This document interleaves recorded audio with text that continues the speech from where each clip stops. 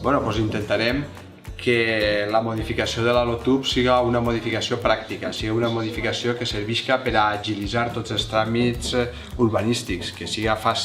més fàcil i més ràpid donar llicències, més fàcil i més ràpid adaptar el Pla General d'Ordenació Urbana a les necessitats que en els pobles se van produint en cada moment i després fer efectiu aquest canvi de paradigma, en el qual el sòl urbà té que estar en un entorn amable, una infraestructura verda que estiga també cuidada i on les dotacions públiques i aquesta necessitat de fer poble i fer ciutat no siga algo secundari, que les dotacions públiques, que els carrers, que les places estiguen ben dissenyats. Necessitem pobles que tornen a ser una miqueta,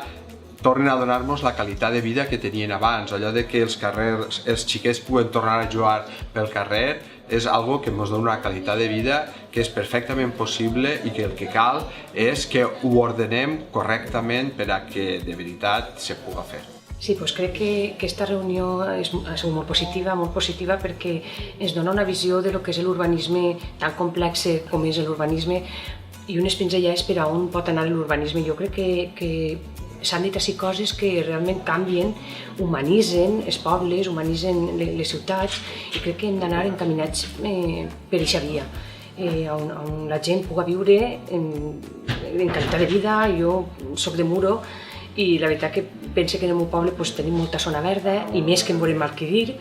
dins del mateix poble i crec que això dona a un poble una visió més verda, més sostenible, que convida a passejar el poble, que en definitiva jo crec que és el que han de fer dels pobles i les ciutats. Hem d'adaptar aquest urbanisme que s'ha fet un poc salvatge a algo més, com diríem, d'una manera més sostenible i verda.